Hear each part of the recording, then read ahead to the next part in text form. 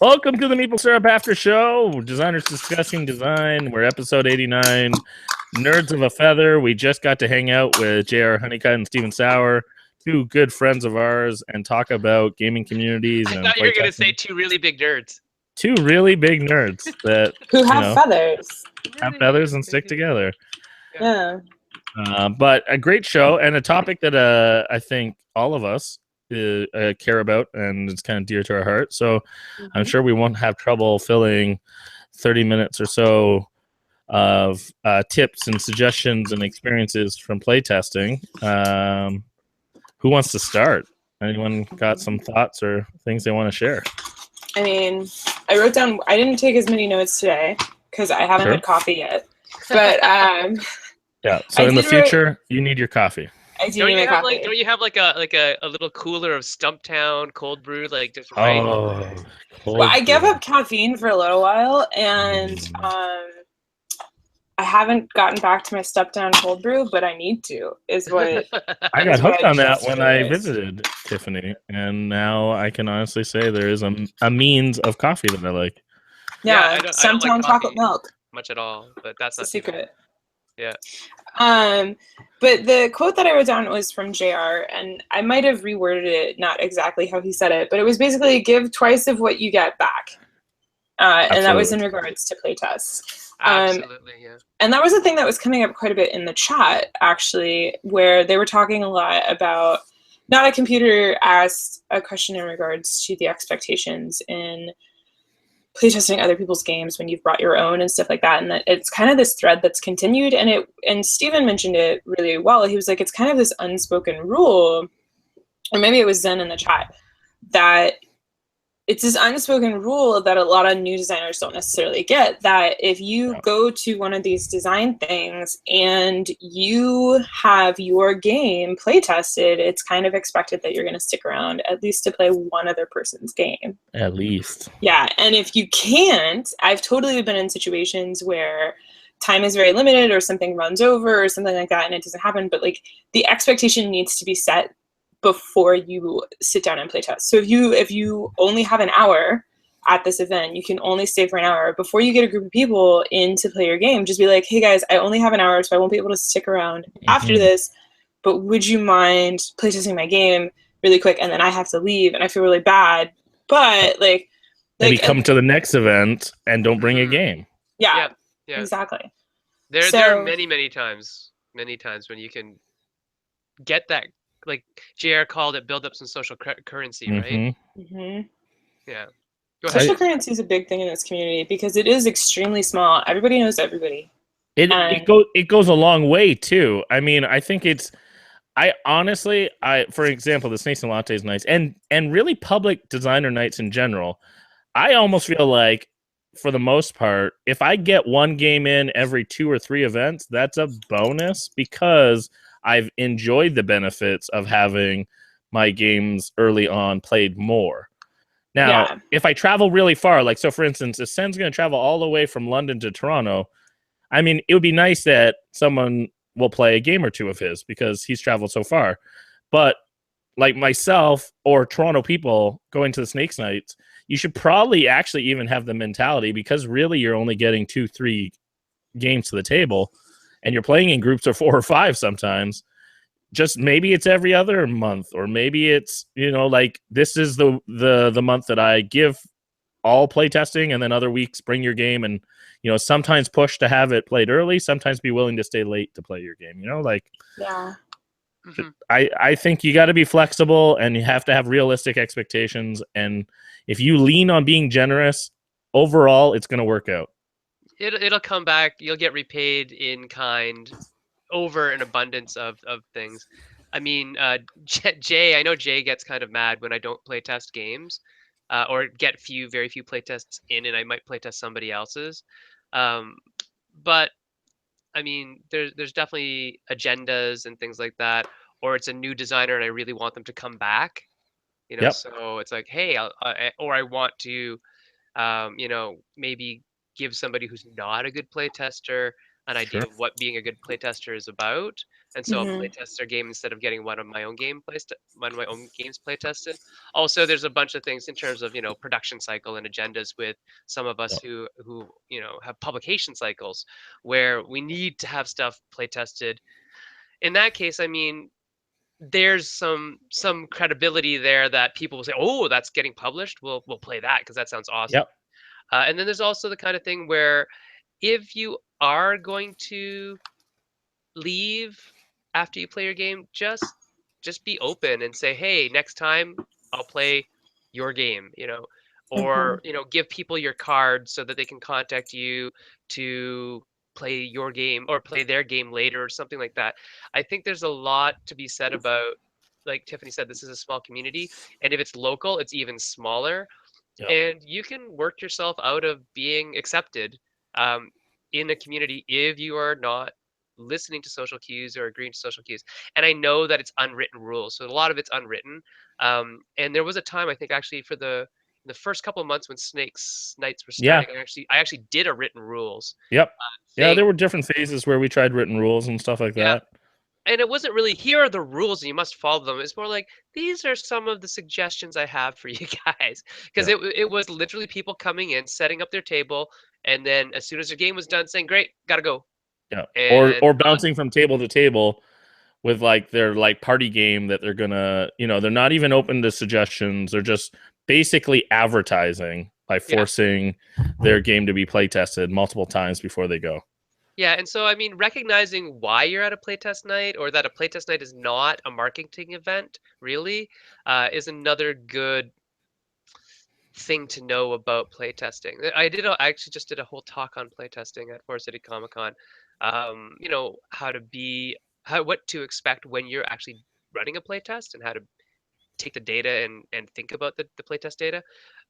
But I think a lot of it goes back on, being a good playtester as well. Like, if you are going to spend your time playing somebody's game, there has to be this sort of mutual agreement that you are going to give good feedback, and I, as the person who designed the game, am going to be gracious, receptive, all those nice things, right? So let's talk about both sides of the coin right now, Daryl and Tiff.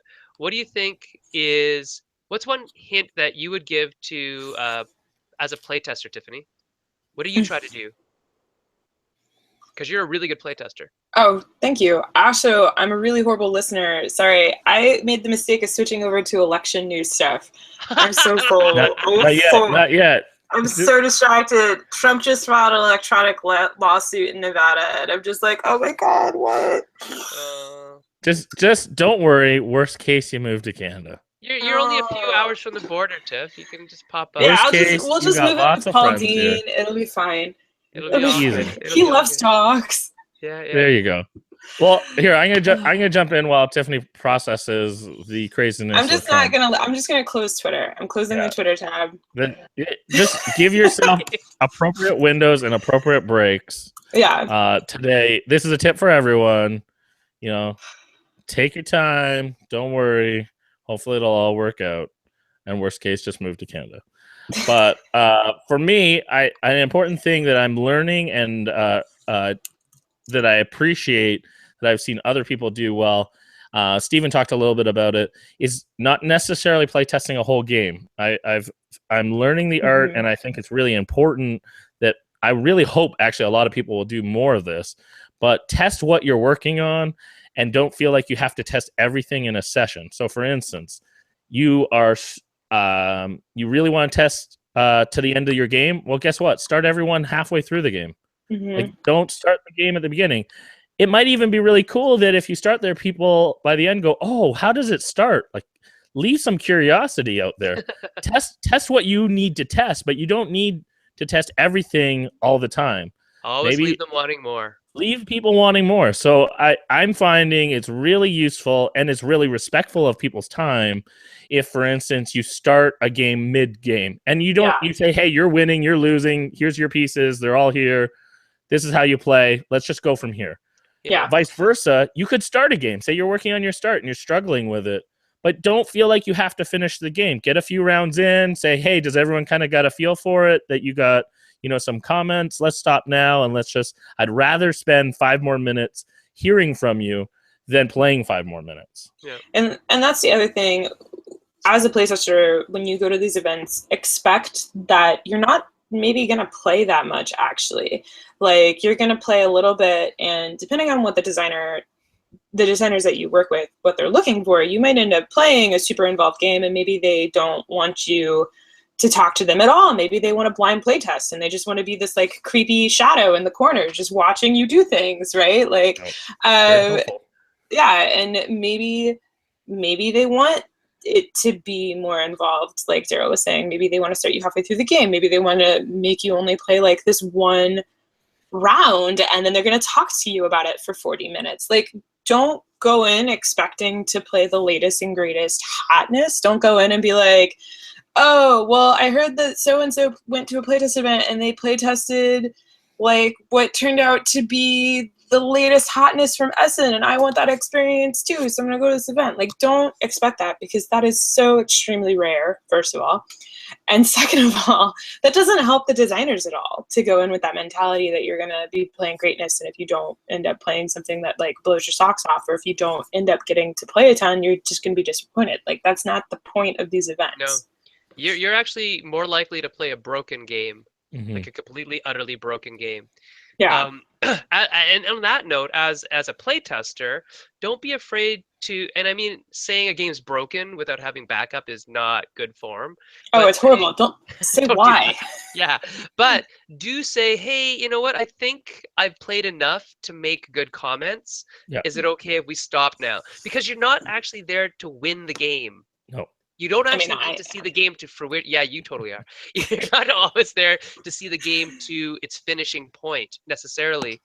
If it's really hot on your mind and the feedback should come now, instant feedback with the example that, you know, here it's actually on the table. See this setup? This setup will lead to this degenerative whatever, right? That may be a reason to stop right now. Another reason to stop right now is when you notice that the whole table is disengaged. If everybody's poking on their cell phones, stop. As a playtester and as a designer, if people are, you know, looking really engaged and want to play more, and you as a designer want them to stop, that's actually a question you should ask them. You should say, hey, you know what? I think you guys have played a great amount. I would love your feedback now, but if you really want to finish, because it looks like you're engaged, we can totally do that. You have to give them some agency in the decision-making process about their game, because you don't want them leaving with the feeling like, oh, I really wanted to actually see the end of that game. Daryl, you got something to add? Well, a couple things to add to that, if you have something that you really want to say and it's not that time to say it, write it down, because that's another thing is, like, throughout the time, designers want to hear those ideas, and unfortunately sometimes the discussion time is only at the end, and you forget those things that you noticed or you were thinking about throughout the game. So don't be afraid, write it down so that you have quality stuff to discuss, because traditionally people will stop and discuss at the end. The other thing on that note, I've actually taken pictures, because I mean, I do have my phone there. So I'll take a picture of the board in the moment of the thing that I want to later go back and discuss. That's a great idea. I've never thought of that. That's awesome. Just like tell them that that's what you're doing, so that they don't think that you're like trying to load it on Instagram or something like that. Yeah. Well, and along those lines, which is my second thing, Matt, I heard this from Matt Leacock, but he video records his play tests, and even blind play tests, has them video record them and then watches them, sometimes in fast forward, but just to see the flow of play and engagement and all those things. And that is one of the things that I find really important, is watching people's body language. I mean, Sen used this perfect example of, you know, when everyone's on their phones, the disengagement, but even pay attention on a person's turn. How much are they thinking? How much are they leaning in? How much are they excited? How much, you know, and depending on what kind of game you're making, you want different things. So for instance, I remember trying to make a trick-taking game, and there was 2 phases to the game, and one of the phases, everyone was leaned back and just playing cards casually, like if you're at like the cottage or something, and I was like, yay! But then the second half, everyone was leaned in, and I realized I had people kind of like leaning in and out throughout the game. People were like kind of like having this experience that wasn't natural. You know, you often when you're playing a card game, you actually want people either to lean back and just kind of play casually and have fun that way, or you want, you know, a game where people are all leaned in and they're quick turns and you're engaged, but you also need release valves and all these kind of things to keep the flow of play not too intense. So pay attention to the body language on a player's turn, pay attention to the table. You know, all those kind of things are really quick ways that you as a designer can assess and evaluate the flow of play. Right. Tiff? Yeah. Oh, I thought you had something to add. No, I was just really agreeing with all of that. Okay, cool. That was mostly just, this is what I thought you wanted to add. So questions from the chat. Yes. Go Sorry. ahead. No, go So ahead. the question in the chat was was it not a computer? Yeah. Yeah. So not a computer. When you run a playtest with new people, do you ask for specific types of feedback? Good question. So yes. Yeah, Sen has some great questions that he asks players. So why don't you share some of them? So I ask for very specific feedback. Well, it starts general, but then I whittle it down. So I really try to focus on the area of concern that I have. So like JR and Steven were talking about in the main show, if you haven't watched it, watch it. The idea of setting up the playtest for success means setting the stage and saying things like, okay, today we're going to be looking at, you know, resource allocation. Are the resources enough for whatever we're trying to do? Or, you know, we're going to look at card balance. Is, you know, keep it in your head. Is there anything on these cards that you're finding overpowered or tricky wording or things like that? But I think what Daryl's getting to is my magic question. So my magic question is this, because sometimes people don't know, and that's another thing that Not a Computer said. He said, or I'm not sure if Not a Computer is a guy or a girl, but whatever. Not a computer. Person. Yes. Not a Computer is not a computer and is asking excellent questions for a computer. That's pretty good. But the magic question is this: for people who don't know what their feedback actually is, allow them to have some space and actually think. That's one key point. But I asked them a guiding question, which would be something really vague. Like, it sounds vague, but there's actually real purpose in it. It's if you were to play this game again and something had changed that made it better, even just 5% better for you, what would that thing be? Right? And that is a magic question. That's the magic question, because it's like saying, what magically changed overnight that made this better for you? And you'd be amazed at how deep you can get with that question if you're good at asking questions and responding to feedback and kind of digging it out. So when somebody says, yeah, you know what would make it better is if it was shorter. It just took too long. And then you go with that, you pull on that thread a little bit and say, hey, okay, so you're saying it was too long. Which part of the game was too long?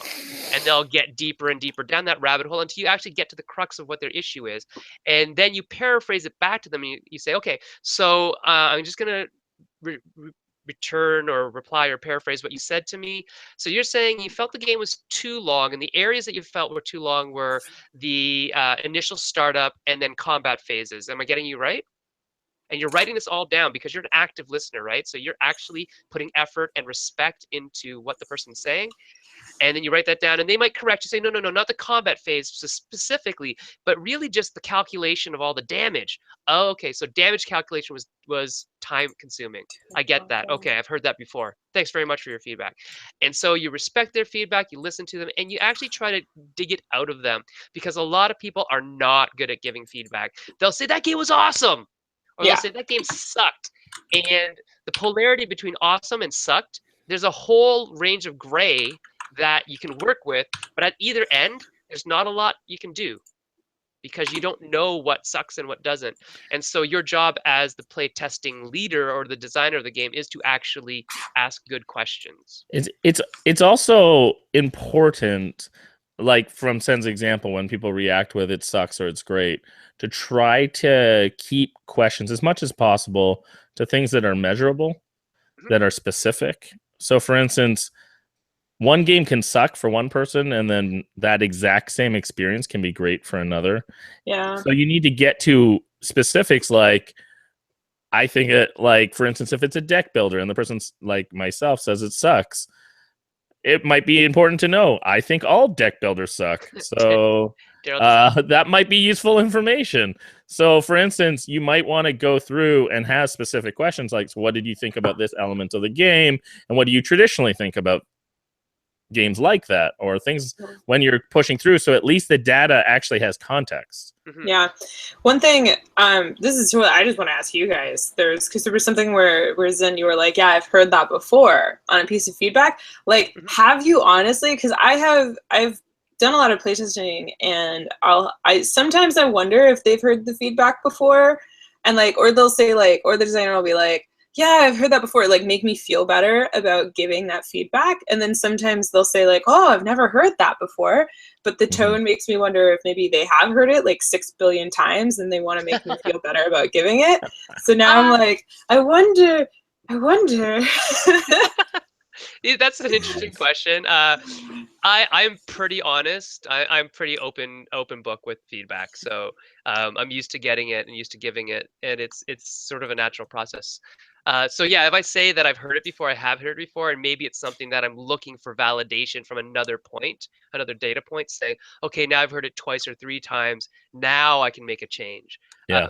So I really analyze trends. Yeah, trends are important. More than sticking to one piece of data and saying, oh, that one person said it, I should go do it. Even if that one person is Bruno Faiduti or Bruno Cathala, or even both the Brunos. If both the Brunos told me to do something, I'd be more likely to do it than just one Bruno. It's got the 2 Bruno seals of approval. But even so, if 100 other people are telling me not to do that, just the 2 Brunos telling me to do that isn't gonna make me do that until maybe an Eric Lang says it as well, right? You gotta get Eric jumps in the conversation. Yeah, no, and it's not just because it's Eric. It's just because it's So some feedback you're gonna weigh differently. Like Daryl said, if Daryl if I play a trick-taking game, Daryl likes trick-taking games. I A love deck builder with Daryl, I'm not gonna take his feedback at the same weight. Well, I'll take his feedback, but with that caveat that Daryl I know does not like deck builders, and I've just forced him into 45 minutes of hell basically by making him play this game. Although the other thing about that is if Daryl says, wow, I really like that, or that was really interesting, then I'll take that with even heavier weight because he normally doesn't like these types of games and he's saying he likes it. There must be something in that particular thing that he liked. And then I dig at that and say, what was that? What one thing did you like? Because again, I think a lot of the Bamboozle Brothers school of thought is find that fun thing and then make that thing the only thing the game is about, taking everything else out that doesn't make that fun thing happen more. And I think, was it, I can't remember who posted it the other day, but one of the metrics that we're talking about now is awesomeness per second, APS. How much awesomeness per second do you have in the game? And anything that detracts from the awesomeness per second or takes away from you being able to add more awesomeness per second is something you should probably not add. Tiff, you had a point? Well, it was kind of just a follow up on the conversation of the feedback. So I think we say this a lot, is that don't take every piece of feedback that you get from playtesters as gold. Like it's not, regardless of who is telling it to you. If it's your favorite designer in the world, if it's the first time you've heard that feedback, don't tear apart your game based on that one piece of feedback, regardless of who it is. You want to play test and see who it is. Because like I've played games before where I play it once because I have, only that amount of time and I'm only ever going to see it once. And I give the feedback on how I felt in the game in that moment. But there's so many conditions that could change how I feel. Maybe I just played a game like 20 minutes prior that reminds me, or that is like really similar and I like that one more. So I'm going to give you slightly more negative feedback potentially. And it's not intentional. It's just that my mind is currently back on that game and I can't help but compare. Or maybe I haven't played a deck builder in a really long time and I like deck builders and you've got a deck builder and I'm like, yeah, like, you have to weigh stuff not only in what the playtesters are telling you, but you also have to realize like they might be in a mental state or they might be thinking about something else, or they might have outside influences on their feedback for this given moment. And if they play this game again, like 3 days from now and give you the same feedback, okay, maybe look into it. But it's more important if you get the same feedback from other people, other sources. So anyway, we have another question. Not a Computer's got some great ones. Yeah, Daryl had a hot pursuit. Or is Oh, Daryl had a hot pursuit. Go. Daryl's go, frozen. Go. Daryl's frozen. That's awkward. Yeah. Okay. Okay. Well, yeah, we'll answer not a computer's question then. Not a computer asked. What about blind? What about blind playtest groups? What are some of the ways to find these types? Does this happen at these types of events as well? We should really honestly just pay not a computer to come on and ask us questions. Nice. Yeah, they're great Those are questions. awesome questions. Yeah. Well, I think I just write my questions. Can I jump in on this for a sec? Yeah, for sure. Well, so kind of tie that in. So blind testing and just in general, as we were already talking about, like listening to people, but I think part of you as a designer, remind yourself you are the designer. So when you're hearing feedback, you're not necessarily listening for the solution. You get to come up with a solution. So the importance of blind testing is gathering trends, gathering feedback, but then discerning through that where you want to go. So for instance, if someone suggests solutions, gather multiple solutions and then see which solution you want to do. I think early on as an early designer, one of my problems was because I respected especially certain designers that were giving me feedback, I then followed whatever advice they gave. And the problem with that is you start making games that they would make, not games that you would make.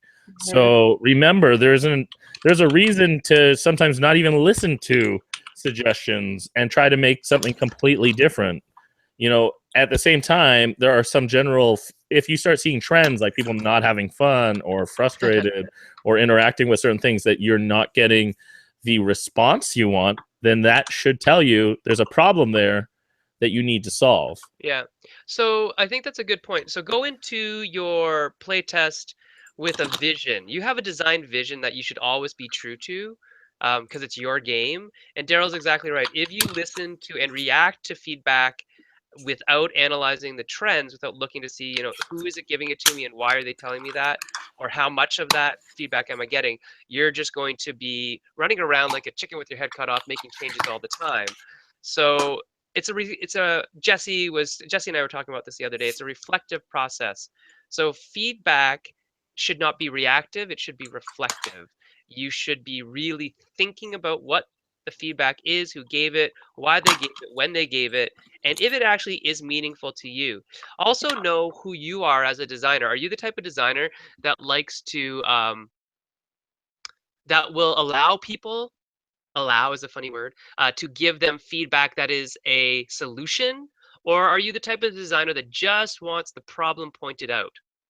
Because those are two totally separate pieces of information and two totally different types of people, and also two totally different types of feedback that you're going to get. So are you the type of person who just wants to say, yeah, that card is, poorly worded? Or are you the type of person who says, who wants the feedback that goes, that card's poorly worded, here's how I would reword it? I think Daryl and I also not suffer, but are blessed in a lot of ways by being able to play with a good group of designers most of the time. We do most of our playtesting with designers. So we are more apt to actually take them at face value and allow them to make solutions because we know that their solutions would probably be decent ones, even if they aren't taking us in the direction we originally wanted to go. And so we're much more open to the emergent process of design where the game kind of becomes what it wants to be. So that's sort of a different angle of things. Oh, Daryl just answered the question that Odd just asked. That's funny. Yeah. And I think, Odd, you're right. It is definitely different when you play with non-designers. With non-designers, you're going to get a little different quality of feedback. It's not worse. It's not better. It's just different. Well, and it serves a different purpose. I think it's really important, and for me, even like Snakes and Lattes is borderline kind of this halfway ground of kind of like a public test / like a test with.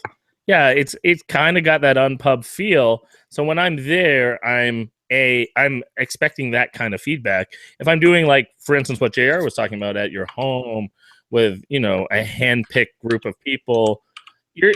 You're a little more in this kind of like discussion where everyone is on track to develop the game, and you're all trying to solve the problem instead of, like Sen was saying, that public example, people might not even be able to express or even have the the know-how because they're not designers. but they are still expressing, you know, where they had fun or what they think, or they might offer solutions, but they're off. But at least you can hear behind that, you know, the public reaction. Right. And I And think it's really important. even if the to pay solution attention. is off, Yeah. the reason why they're offering the solution is probably valid. Yes. It is valid for them, right? They had a Absolutely. poor time because of this, and here's how they would fix it. The fix may not be what you want, and this is probably why a lot of designers who do a lot of public playtesting say, you know, don't give me solutions. It's because then they'd have to filter through 100 different solutions that they know most likely won't work. Yeah. To get to the one that does. Whereas if you just point out the areas that you find problematic, then I'll go for the one that, you know, 100% of people think is problematic. I'll start fixing that one. So the hot spots, right? Blind testing. Okay, so blind testing. If you have blind play testing, you are a lucky person. If you have people who will play your game blindly, that is a great situation. So remember, when you're playtesting, you're actually testing two things. You're testing the mechanics of how the game actually plays, but you're also testing the rules. And if I'm there in person teaching you the rules and can answer questions, I'm not testing my written words. And because, as we normally say in the business, I don't come in every box, we need to have our written rules down to the way that it communicates the idea quickly, succinctly, powerfully, and most of all, correctly. And I think that's what blind playtesting is actually really all about: is, are they playing the way I would expect them to based on the rules that I wrote? And getting a group to do that is hard because it's an effort. They have to learn a game all by themselves. It's funny though, because they all do that for games that they're buying. Yeah. Well, some of them. Yeah. Some of them. I have some people, well, and I'm kind of becoming this with my friend John, but I've definitely had game groups where they're like, why, like, we would want to play a game and they much prefer that I just teach it to them. So they, even if it's their game, like, they won't play it necessarily unless I can prefer teach you it. teaching me games. So yeah, so they'll buy it and then let Tiffany teach. That's why we started doing the streams, partially, because but Rodney's doing it, right? Like the Watch It Play, that's what it's all about. Well, and there's Miguel, and like there's definitely a market for it where people don't necessarily want to like have to read and process the rules, because I mean, I get it. There's a lot of rule books that are basically landmines, right? There's no because some of it's because they're poorly written or translated poorly, but that's a whole other show. That's Can we just do a show about rule book translation? We did. We did already, but we'll do another one because it's a real. We have a couple people. Maybe you missed that episode. Maybe. Well, I wasn't on it, so that would be why. Wait, no, you were. I was with Rodney and Lance. No, translation. Oh, just on translation. Just translation, not on rule books. We can do that. As well. We can do that. I think that's a whole nother thing. We do know some good translators. That's true. Yeah. Yeah. Translation's a whole nother like hornet's nest. And I mean, like it looks here. So, you know, Patrick Hillier is saying, you know, no interest in watching videos. Your books need to be good, and I believe that as well. Like I'm a word person. I don't particularly love the videos. I'm a word person as well, which is funny because I make videos. Yeah, and people are video people, and that's totally cool.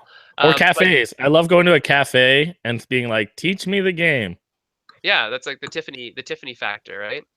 And so it'd be great if we could put all of that in a box, but we can't. It's even hard to put videos in the box. So, I mean, QR codes and whatnot, but still, a lot of publishers aren't doing that yet. So, you know, words are the standard way that we communicate those things. So blind playtesting you'll have to playtest that kind of stuff. So do it, designers. Make sure you get your game blind playtested. In fact, if you take it to pitch to a publisher, they will probably ask you, so has it been blind playtested yet? That's important. They don't want to waste their time necessarily doing that if they can't. It's honestly good for your own cred anyways. As a designer, just play test your game until the point where your iterations are so small. It's just a preference, a taste issue now, not a gameplay. Because if you get your games to that level, then at least when you're showing a publisher, you can confidently say, you know, here's some positive results that I'm getting. And the question is it a good fit for you, not just is it a good game? Right. Cool. So I think we're gonna wrap now. Oh yeah, it's good time to wrap. I gotta do some marketing. Tiff's gotta, I don't know, wake up and smell the flowers. I have to take Steve to work. He missed his bus, Oh, so all right. he's downstairs waiting for me to take him to work. Okay. And Daryl, what are you up to today? I'm working on getting playtesting ready for tonight because I have a bunch of people coming over tonight.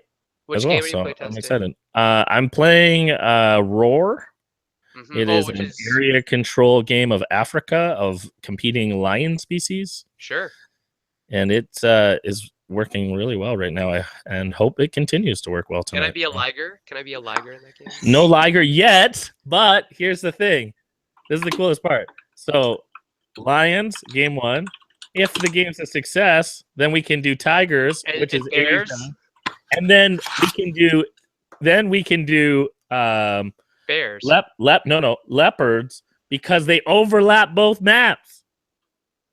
Oh, in the actual and then I can do jaguars for Central and South America, and those are the only 4 species that can roar. That's true. Don't bears kind of roar? No, they do not roar. There are only 4 species. What do you call the thing that they do? Is it just yelling? Growl. Growling. Oh, it just looks like okay. It's just a very loud growl. Yeah, there is only 4 types of species in the world that roar. I thought you were going to do lions, tigers, and bears just because of... I know, I was tempted. But it was such a cool moment when we were doing lions and tigers, and then all of a sudden, we're like, hey, these 2 maps are right next to each other. And then we looked up leopards and jaguars, and we're like, whoa, leopards overlap exactly where lions and tigers are. Yeah, neat. I mean, is it something that you're actually going to actively make them different games? Or oh, yeah. You say... Okay. Core mechanic, but overlapping maps and some new rules for different layers. Yeah, but would you not sell it as one big game, or? Ideally, we'll just sell lions, and then if it does well, then the other aspects could be rolled out as expansions. All right, cool. Well, here's a screen. Here's a screen. It's a screen. You can get a hold of us one of these ways if you'd like. Unfortunately, Sen won't be with us for a few weeks, so Tiffany and I will try to hold down the fort. We look forward to chatting with Jim Pinto and Jeffrey Engelstein next week. And if you have any questions or thoughts, send those our way. Also, recommend check out the dojo videos. I think Sen's up to 4. Yeah, I think so. Yeah. So check those out. Some really great material in there. You can journey along some new designers and learn with them along the way. Also, if you're in the U.S., vote. Yes. Please vote. Yes, please vote. Local issues too. Local issues matter a lot. Like a lot of people get heated up about the president. Vote for all the opportunities on that ballot. Like local issues are a huge deal, and it really annoys me that they don't get a lot of focus in the election season. So go vote and research your local thingies. And also, if you are in line and a polling center closes, they are legally obligated to allow you to vote. Like, don't get out of line. They have to stay open until you vote, and there is legally nothing they can do. So yeah, there's some phone numbers you can call and stuff if you have any issues in the lines. I forget them, but I saw them on TV, so I'm sure you can find them. And I will be in San Diego this weekend, so if anyone in San Diego, let me know. Let's hang out. All right, later, guys. Bye. Bye.